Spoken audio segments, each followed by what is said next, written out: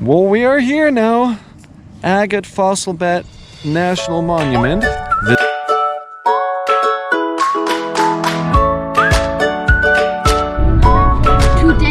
is May 6th and we slept a little bit longer and then we played Skippo, and now it's 11 a.m. and we are driving to Agate Fossil Bed National Monument, and it's a little bit colder than yesterday and the sun isn't really shining. It's a little bit like the weather in North Germany.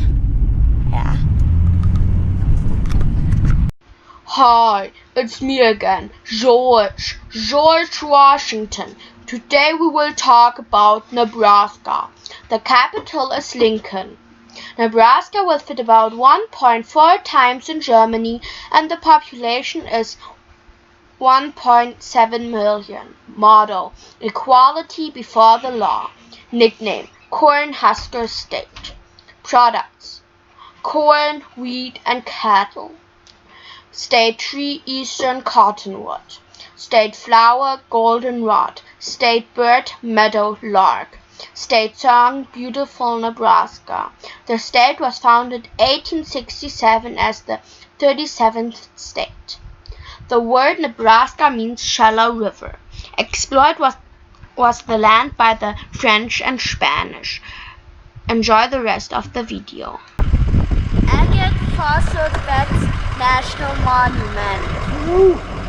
And there's nothing around us. Well, it's 3 more miles to the visitors from here. Well, we are here now. Agate Fossil Bed National Monument, Visitor Center, and Museum too. And we already saw the sign, watch out for snakes.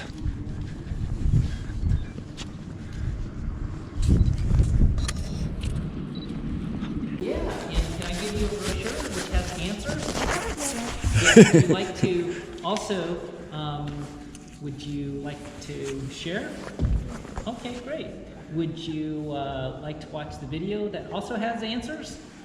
Even better, we like movies. Yeah, and it counts as one activity. Oh, awesome.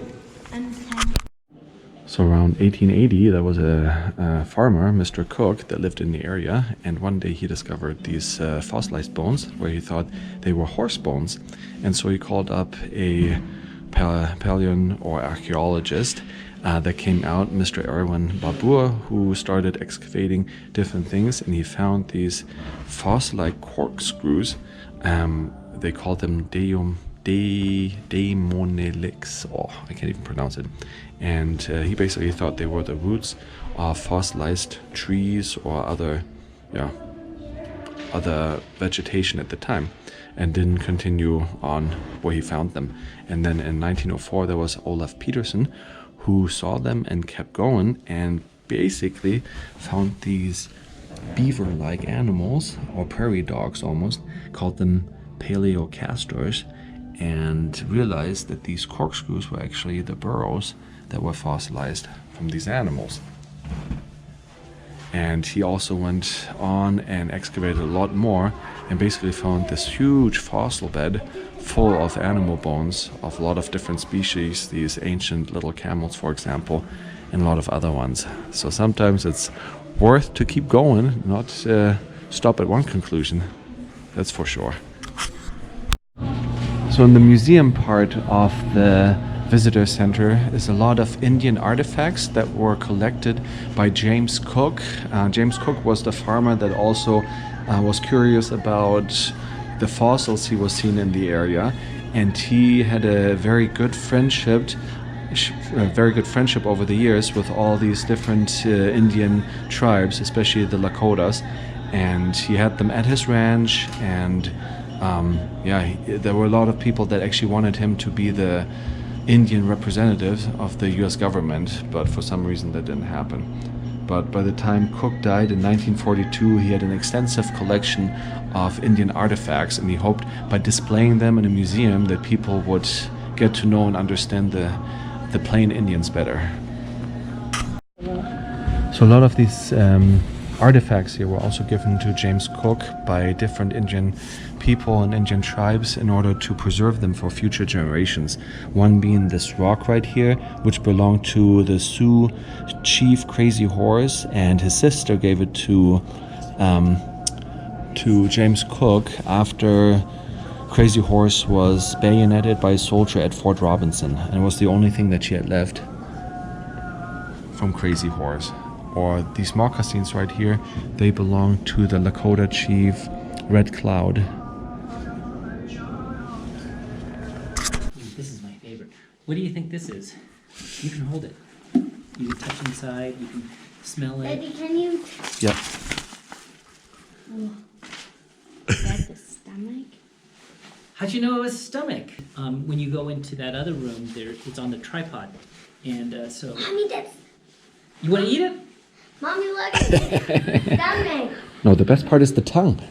Stomach. Yeah. So Yeah. this is. There's a lot of different cultures that eat this in different ways. So the Indians would have put the bison meat in here with vegetables and water, and then they hang it over a fire, and it wouldn't burn because it was wet. So it's a pot. Yeah, it's a pot. And then they would eat the stew, and then they would eat the pot afterwards. Anyway, the other thing in there is this. And you've heard the term peace pipe? Mm-hmm. Okay. I don't like to use the term peace pipe because it's not peaceful. It was something that the Indians used when they spent time with the westward expansion, Americans who migrated westward. They would smoke this with a different understanding of what this was about. When the Indians used this, they would put this together. They would have the pipestone and they would have the stem. It was their means of communicating with their spirit, their gods. And the idea was that once you put it together and you smoked and the smoke would rise up, you are promising that you would speak from the heart. Mm-hmm. So this would be called a heart bag.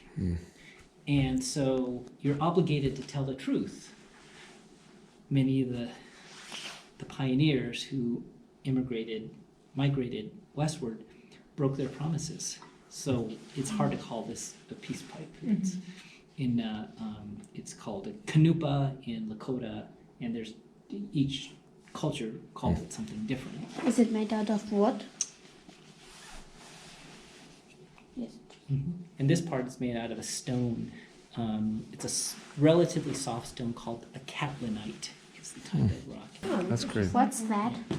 What's this? A backpack. It is a backpack. Let's see. For a baby? Do you want to put it on? Oh, okay. Yeah, you know. Baby carrier. Yeah, it is a baby carrier. Oh, is it? Good job, Linus. Yeah. And A little big. yeah, a little bit big. Yeah. So this is nice because you have shade for the baby. Yeah. And do you see the bottom part where it's pointy? Can I show what you can do? If this was soil or dirt, you dig this in. It would stand by itself. It would stand, and the baby could watch the mother work. Pretty smart, huh? Yeah. And what is this made of?